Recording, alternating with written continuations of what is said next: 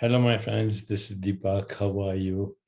So, as we continue our explorations on the nature of perceptual reality that we call the universe, total meditation, and awakening to meditation, awakening to metahuman through meditation and inquiry. I'd like to keep giving some experiments to you so that when we start our tutorials or classes on the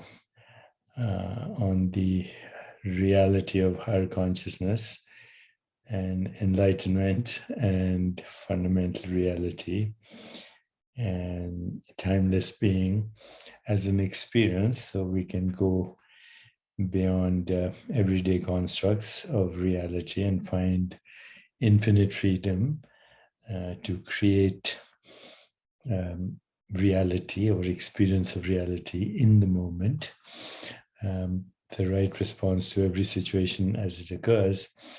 I will share with you in the meanwhile till we establish the technology and the and the basis for these explorations, tutorials together, and create that or help create that critical mass of awakened, enlightened beings. Until then, let me share a few brief ideas. Okay, so look at this finger and look at this finger. And so what is the distance between these fingers? It's say approximately a few inches. Okay. Now look at my finger and look at your finger. Look at my finger. Look at your finger. You can look at my finger on the screen and look at your finger wherever you are. What's the distance? Very difficult to answer. The distance is the distance between the location of my computer, which is a few inches ahead of my finger. So the distance is between the location of my computer and your computer and your body. Okay, now look at your finger again or your hand and look at an object in your room which is quite far away.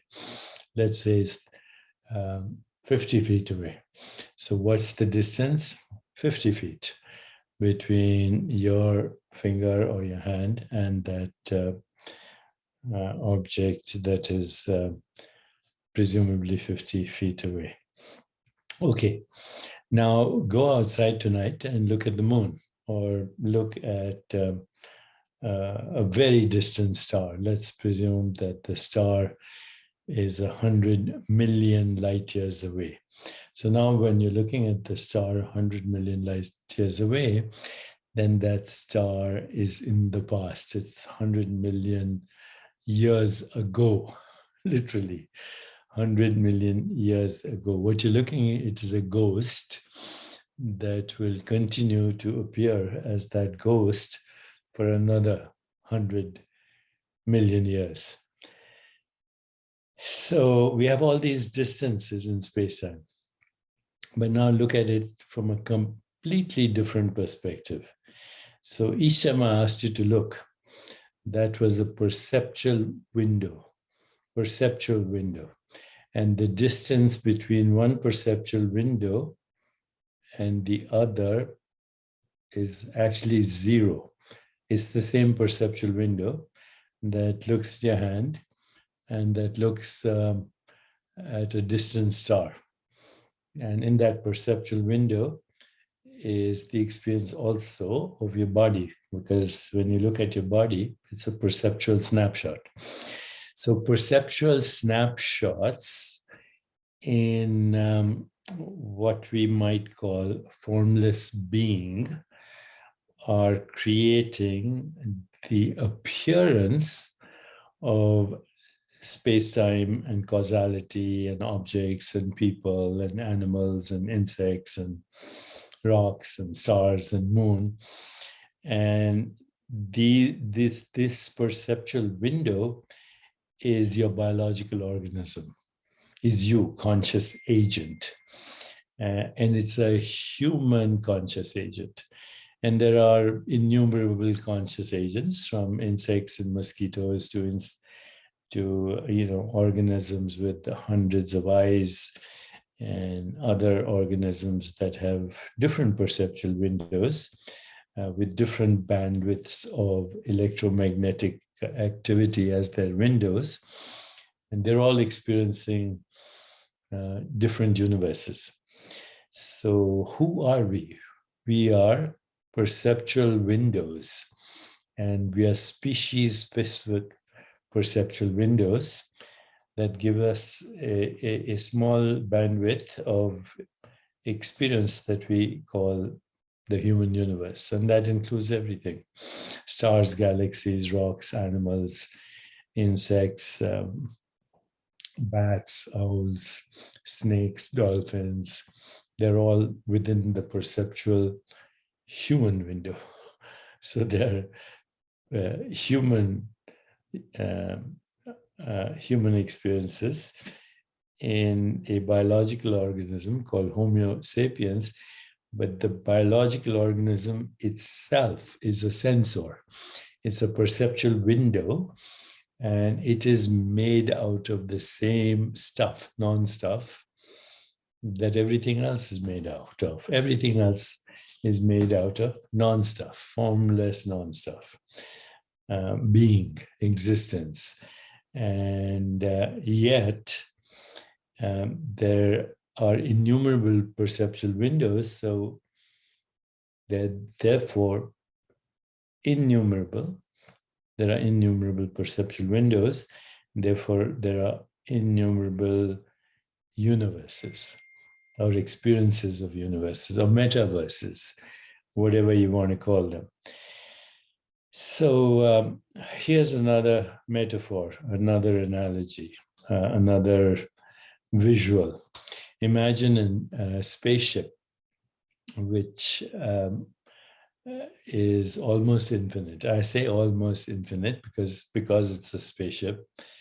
It has a border, but that border is the cosmic horizon.